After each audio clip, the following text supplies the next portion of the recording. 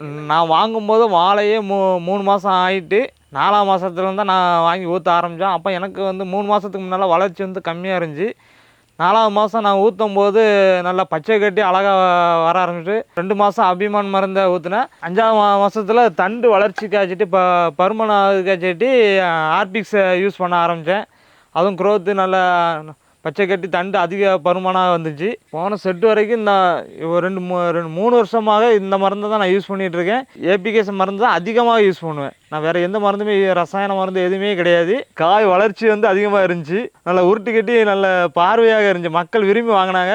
பழம் நல்ல டேஸ்ட்டாக இருக்குது அப்படின்னு சொல்லி.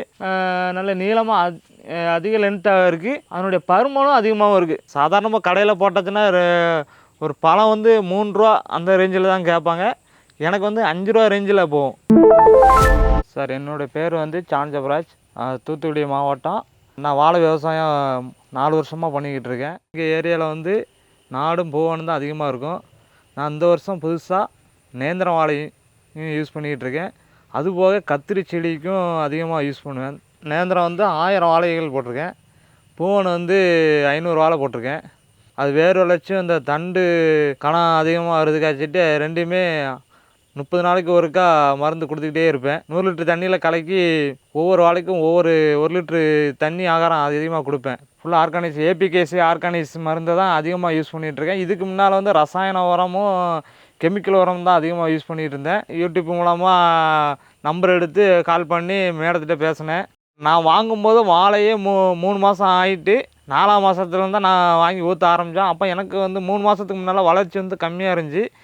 4ஆவது மாதம் நான் ஊற்றும்போது நல்லா பச்சை கட்டி அழகாக வர ஆரம்பிச்சு. 2 மாதம் அபிமான் மருந்தை ஊற்றினேன். 5ஆவது மாதத்துல தண்டு வளர்ச்சிக்காச்சிட்டு பருமன் ஆகுதுக்காச்சிட்டு ஆர்பிக்ஸை யூஸ் பண்ண ஆரம்பித்தேன்.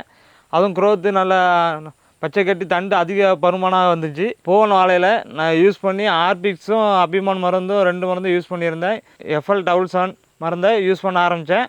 அப்போ அந்த பூ தள்ளி வெளியே வந்ததுக்கப்புறம் பூ வந்து உதிராமல் இருக்கிறதுக்கு FL77 வந்து யூஸ் பண்ணேன். தாருடைய வளர்ச்சியுடைய கேப்பும் அதிகமாக இருந்துச்சு. தாருடைய காய் எண்ணிக்கை அதிகமாக இருக்கும். எண்ணிக்கை அதிகமாக இருக்கும்போது ஸ்ப்ரே பண்ண 2 தடவை ஸ்ப்ரே பண்ணேன். அப்போ அந்த காய் உருட்டும் அந்த காயினுடைய வளர்ச்சி வந்து பருமன் அதிகமாக இருந்துச்சு. நல்லா பச்சை கட்டி அழகாகவும் பார்க்கவும் மக்கள் வாங்குறதுக்கு தெளிவாகவும் இருக்குதுனால என்கிட்ட விரும்பி வாங்கினேன். சாதாரணமாக கடையில் போட்டாச்சுன்னா ஒரு பழம் வந்து 3 ரூபா அந்த ரேஞ்சில் தான் கேட்பாங்க. எனக்கு வந்து 5 ரூபா ரேஞ்சில் போகும். போன செட்டு வரைக்கும் இந்த ஒரு 3 வருஷமாக இந்த மருந்தை தான் நான் யூஸ் பண்ணிகிட்ருக்கேன். ஏபிகேஸ் மருந்து தான் அதிகமாக யூஸ் பண்ணுவேன். நான் வேறு எந்த மருந்துமே ரசாயன மருந்து எதுவுமே கிடையாது. இதை தான் யூஸ் பண்ணி இந்த வருஷம் இது வந்து 4வது முறையாக நான் இது பண்ணிக்கிட்டு இருக்கேன். எனக்கு 4வது முறையிலும் காய் வளர்ச்சி நல்ல தெளிவாகவும் இருக்குது. மக்கள் விரும்பி இதை தான் இன்னும் கேட்காங்க. தானுடைய லென்த்து வந்து நீளமாக இருக்குது. காயினுடைய வளர்ச்சியும் நல்ல நீளமாக அதிக லென்த்தாக இருக்குது. அதனுடைய பருமனும் அதிகமாகவும் இருக்குது. எந்த பிரச்சனையும் இல்லை, வேரல்கள் இல்லை, தண்டு வெடிப்பும் இல்லை, எல்லாமே தெளிவாக இருக்குது.